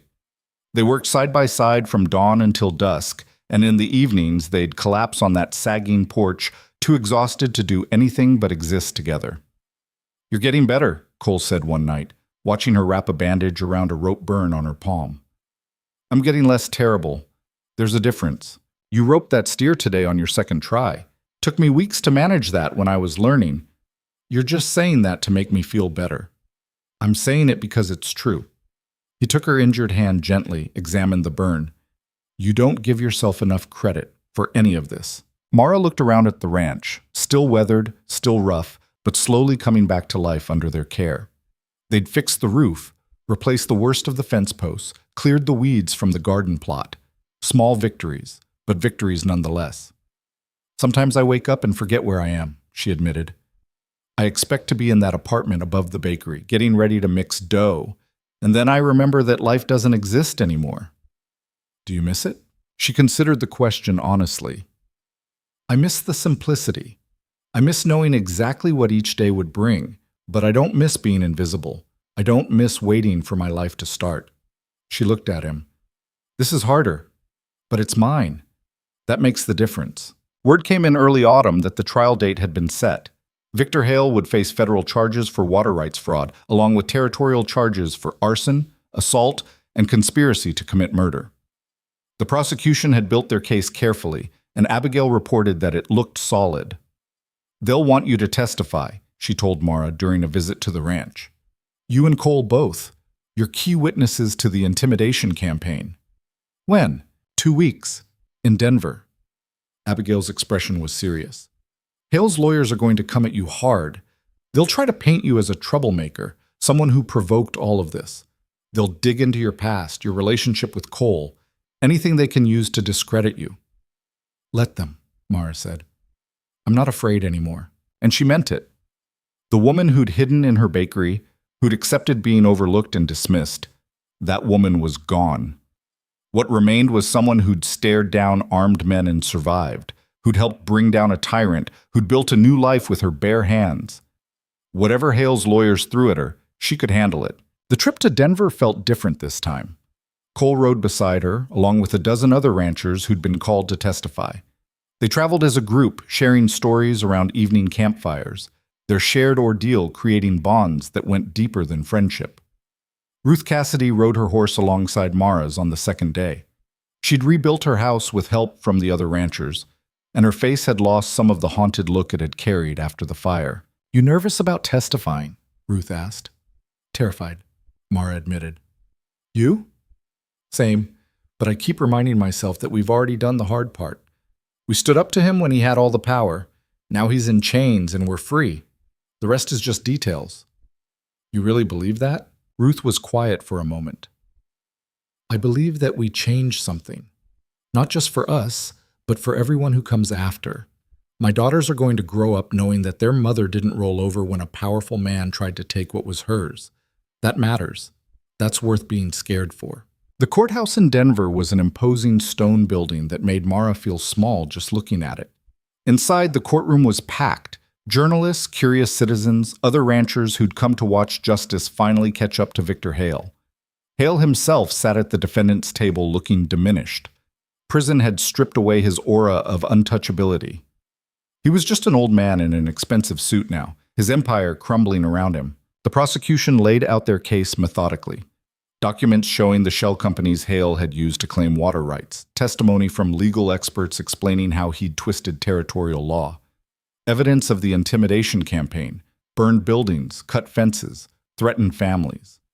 When Mara's turn came to testify, her legs felt like water as she walked to the witness stand. The judge, a stern woman with gray hair and sharp eyes, administered the oath. Mara's voice shook on the words. The prosecutor started with simple questions. Name, occupation, how she'd become involved with the ranchers' resistance. Mara answered carefully, sticking to facts, trying not to let her emotions color the testimony. Then Hale's lawyer stood up. He was a slick man in his 40s with a smile that never reached his eyes. Miss Vale, isn't it true that you had no real stake in this water rights dispute? You weren't a rancher. You didn't own land affected by my client's business dealings. That's correct? So why did you involve yourself? What did you have to gain? Mara met his eyes steadily. I had nothing to gain except the satisfaction of seeing a bully face consequences for his actions. A bully. Strong words. The lawyer paced in front of the witness stand. Or could it be that you saw an opportunity to elevate yourself? A simple baker, overlooked by her community, suddenly becoming the center of attention by manufacturing a crisis? I didn't manufacture anything. Your client did that when he started stealing water and burning down homes. Alleged stealing, alleged arson, nothing proven yet. The lawyer's smile sharpened. Let's talk about your relationship with Mr. Hart. Isn't it true that he moved into your home shortly after his wife's death? That you two became romantically involved while he was in a vulnerable state? Cole half rose from his seat in the gallery, his face dark with anger. The judge gavelled him back down. Mara kept her voice level. Cole Hart and I are in a relationship, yes, but that has nothing to do with Victor Hale's criminal activities. Doesn't it? A lonely woman, a grieving widower. Perhaps you saw a chance to secure a better life for yourself. And when Mr. Hart's ranch was threatened, you orchestrated this entire campaign not out of justice but out of self-interest. That's not true. Then explain to the court why a baker would risk her life, her business, her entire livelihood to fight someone else's battle. The question hung in the air. Mara could feel every eye in the courtroom on her. This was the moment Hale's lawyer had been building toward. Paint her as a manipulator, discredit her testimony, create doubt. She took a breath, chose her words carefully. I spent 43 years being useful to people who never really saw me. I baked their bread, smiled at their children, kept my head down and my mouth shut. And I told myself that was enough, that being needed was the same as being valued. But it wasn't. I was invisible, disposable, the kind of person people only notice when she stops doing what they expect. She looked directly at Hale, who was watching her with cold, calculating eyes. When your client started his campaign of intimidation, he was counting on people like me to stay quiet, to be too scared or too insignificant to fight back. And for most of my life, I would have. But then I met people who saw me as more than just useful, who treated me like I mattered, and I realized I had a choice. Keep accepting whatever scraps of dignity people threw my way or stand up and demand better. That's a very pretty speech, Miss Vale, but it doesn't answer. I'm not finished. Mara's voice was steel. You asked why I risked everything. I did it because someone had to. Because Victor Hale built his empire on the backs of people who were too afraid to say no. And I was tired of being afraid. So yes, I involved myself. I organized the ranchers. I rode to Denver and got the story published. And I'd do it again because some things are worth risking everything for. Like dignity. Like justice. Like proving that invisible people can change the world when they finally decide to be seen. The courtroom was dead silent. Hale's lawyer tried to recover, asked a few more questions, but the damage was done. Mara had spoken a truth that resonated beyond legal arguments, a truth about power and fear and the courage it takes to stand up when everything inside you is screaming to stay down. When she stepped down from the witness stand, Cole was waiting. He didn't say anything, just took her hand and held it tight. The trial lasted another week. More witnesses, more evidence, more legal arguments that went over Mara's head. But the outcome was never really in doubt. The prosecution had built an airtight case, and Hale's lawyers couldn't overcome the mountain of evidence against him. The jury deliberated for less than 4 hours. Guilty on all counts. The courtroom erupted. Ranchers cheering, journalists scrambling to file their stories, Hale's lawyers already talking about appeals. But Mara just sat there, feeling the weight of 3 months, 3 lifetimes, finally lift off her shoulders. We did it, Cole said, his voice rough with emotion. We actually did it. Yeah, Mara said. We did. The judge sentenced Hale to 15 years in federal prison, plus additional time on the territorial charges. His assets would be liquidated to pay restitution to the ranchers he'd defrauded. The water rights would be returned to their rightful owners, managed as communal property the way they'd been before Hale started manipulating the law. It was over. Really, truly over. That evening, the ranchers gathered at a hotel restaurant to celebrate. Someone ordered champagne that nobody could really afford, and they toasted to justice, to survival, to the sheer stubborn refusal to be beaten. Dutch Kerner raised his glass. To Mara Vale, who had the guts to start this whole thing when the rest of us were too scared to move. To Mara, the others echoed, and Mara felt tears prick her eyes. I didn't do this alone, she said. Every person here risked as much as I did. More, in some cases. This belongs to all of us. Maybe, Ruth said, but you showed us it was possible. That counts for something. Later, when the celebration wound down and people started drifting back to their rooms, Mara and Cole walked through Denver's lamplit streets.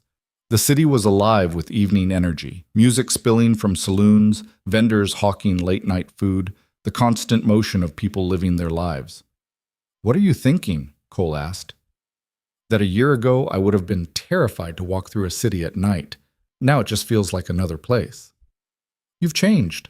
We both have." She stopped, turned to face him. "Cole, I need to tell you something." His expression grew cautious. "All right. When I first met you, I thought you were my chance at something different, a way out of the life I'd been living. And maybe part of me did latch onto you because I was lonely and desperate, and you were the first person in 20 years who really looked at me." Cole's face tightened, but he didn't interrupt. "But that's not why I'm with you now. I'm with you because you're kind and patient, and you never once made me feel small. Because you taught me I was capable of more than I believed. Because when I look at our future, I see partnership, not rescue." She took his hands. "I love you. Not because you saved me, but because you helped me save myself." The tension drained from Cole's expression, replaced by something tender and fierce. "I love you too. And I don't care how it started. I just care that you're here." He kissed her there on the Denver street, and Mara felt the last pieces of her old life.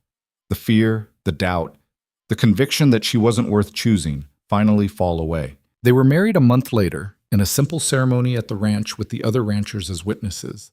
No church, no fancy dress, no pretense that this was anything other than what it was. Two broken people choosing to build something whole together. Sarah Miller cried through the entire ceremony. Jack had to lend her his handkerchief. "I'm sorry," Sarah said afterward, laughing through her tears. "I just remember when you first showed up at our place, this quiet baker woman who looked like she might break if someone spoke too loud. And now look at you."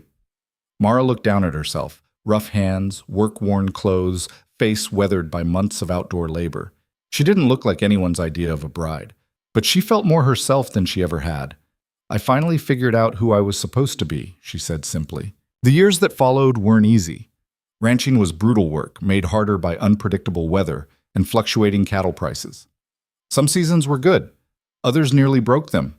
But Mara and Cole faced it together, building their herd slowly, expanding their land carefully, never taking on more than they could handle. Other ranchers in the valley started coming to Mara for advice. At first it was small things, help organizing a cooperative to share equipment, mediation when disputes arose between neighbors. But gradually she became a kind of unofficial leader, someone people trusted to be fair and honest, and unafraid to speak hard truths. "You've become what Hale pretended to be," Abigail told her during a visit 5 years after the trial. "Someone the community actually respects and turns to. The difference is you earned it." "I'm just trying to help." "That's exactly why it works. You're not doing it for power or profit. You're doing it because you remember what it was like to be powerless."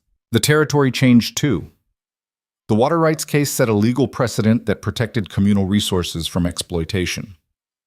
Other land barons tried to pull similar schemes, but the ranchers had learned to organize quickly, to fight back before things got violent. The story of how a baker and a handful of ranchers had brought down Victor Hale became something of a legend, repeated and embellished until it barely resembled the truth. But Mara didn't mind. Legends were useful. They inspired people to believe change was possible. One spring morning, nearly 8 years after she'd first met Cole, Mara stood on the porch of their ranch house, rebuilt now expanded, solid, and looked out over land that had finally become home. The garden was thriving. The herd was healthy. The life they'd built together had roots that went deep. Cole came up behind her, wrapped his arms around her waist. "What are you thinking about?" About how far we've come. About the woman I used to be. "You miss her?" Mara considered. No, but I understand her better now. She wasn't weak. She was just waiting for a reason to be strong. And did she find it? She found a lot of things. Courage, purpose, love. Mara turned in his arms, looked up at the man who'd become her partner in every sense. She found herself. "Good thing, too. I kind of like who she became." "Just kind of?" Cole grinned. "Okay, more than kind of." They stood there watching the sunrise paint the valley in gold and pink, and Mara felt something she'd never expected to feel: contentment. Not happiness, exactly. Happiness was too fragile, too dependent on circumstances beyond your control. But contentment? The bone-deep knowledge that your life meant something, that you'd made choices you could be proud of, that was worth more than any fleeting joy. Years later, when Mara was in her 60s and the ranch had passed into the capable hands of younger partners they'd brought on, she would sit on that same porch and tell stories to anyone who'd listen. Stories about standing up to power, about finding courage when you thought you had none left, about building a life from ashes and broken pieces. Young women especially seemed drawn to those stories. Women who felt invisible, overlooked, convinced their lives had already been decided for them. "What do you tell them?" Cole asked one evening, watching her talk with a group of ranch wives who'd come seeking advice. "I tell them the truth, that being brave doesn't mean not being scared. It means being scared and doing it anyway. That they're stronger than they know, and they deserve more than people tell them they can have. That sometimes you have to burn your old life down before you can build a new one." Heavy stuff. They can handle it. Women always can. Mara smiled. "We've been handling impossible things since the beginning of time. We just finally started talking about it." The truth was, Mara never forgot what it felt like to be invisible. That knowledge stayed with her, shaped how she treated others, how she built community, how she used whatever influence she'd gained. Because the real legacy wasn't the ranch or the trial or even the changes to water rights law. The real legacy was showing people, especially women, especially those who'd been told they didn't matter, that invisibility was a choice, that you could spend your whole life accepting other people's definitions of your worth, or you could stand up and write your own story. It wouldn't be easy. Nothing worth doing ever was. But it was possible. Mara was living proof. On her 70th birthday, the territorial governor came to the ranch to present her with a commendation for public service. A journalist from the Denver Tribune was there to cover it, the same paper that had published her story all those years ago. "How does it feel," the journalist asked, "to be remembered as the woman who brought down Victor Hale?" Mara thought about that question carefully. "I'm not the woman who brought down Hale. I'm the woman who refused to stay invisible, who found people willing to stand with her, and together we did something that seemed impossible. That's the story that matters. Not one woman's triumph, but what becomes possible when people stop accepting injustice as inevitable." That's a good line. Can I quote you? Quote me on this too. "I spent 43 years being nobody, being useful but unseen, and I could have spent the rest of my life that way, and nobody would have blamed me. But I got lucky. I met someone who saw me, really saw me, and that changed everything. Not because he saved me, but because he reminded me I was worth saving myself." She looked at Cole, who was standing off to the side watching with quiet pride.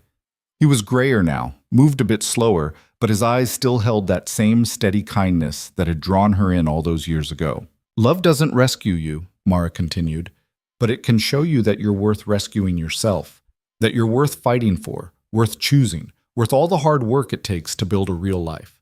Everything else I did, organizing the ranchers, facing down Hale, building this ranch, all of it came from learning that one truth." The journalist scribbled notes furiously. "One last question. What do you want people to remember about your story?" Mara smiled. "That it's not really my story. It's the story of what happens when invisible people decide to be seen, when powerless people refuse to stay powerless, when someone finally gets angry enough at injustice to do something about it, consequences be damned." She paused. "And that it's never too late. I was 43 when my life really started. That's the thing I want people to remember most. It's never too late to become who you were supposed to be. The sun was setting as the governor and the journalist finally left. Mara and Cole sat on their porch, the same porch they'd rebuilt together decades ago, and watched the light fade from the valley. "You tired?" Cole asked.